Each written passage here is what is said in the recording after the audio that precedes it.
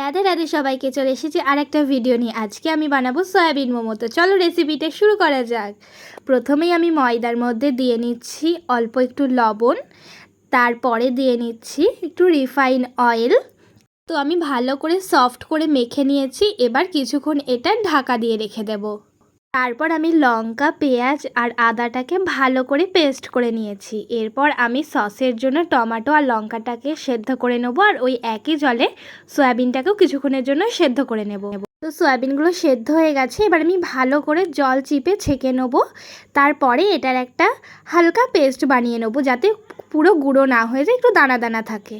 তো এবার আমি কড়াইতে রিফাইন তেল দিয়ে দেবো। তারপরে সেই বাটা মশলাটা দিয়ে ভালো করে কষিয়ে সয়াবিনের পেস্টটা দিয়ে একটা একটা করে মশলা দেবো। প্রথমেই দিলাম লঙ্কার গুঁড়ো, জিরে গুঁড়ো, ধনে গুঁড়ো, স্বাদ মতো লবণ, আর এরপরে দিলাম আর একটা ভাজা মশলা। তো ভালো করে এটাকে কষিয়ে নেব।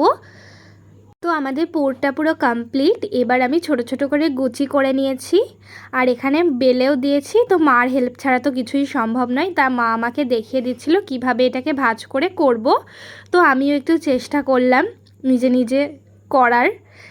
তো এই যে পুরো মনে হচ্ছে পাটিসাপটা, এইগুলো আমি করেছি, যেগুলো পাটিসাপটার মতো, আর যেগুলো মোমোর মতো দেখতে হচ্ছে সেগুলো মা করেছে। খুব হাসি পাচ্ছিল। তো তারপর মোমোগুলো আমি স্টিমে বসিয়ে দিয়েছিলাম ঢাকনা দিয়ে। কিছুক্ষণের জন্য এগুলো স্টিম হতে দেব। আমার মোমো আর চাটনি একদম কমপ্লিট। এবার রিভিউ দেওয়ার পালা। কেমন হয়েছে? ভালো আছে? মুখে বলা যাবে না, এত ভালো হয়েছে। Thank you, thank you. কেমন আছে?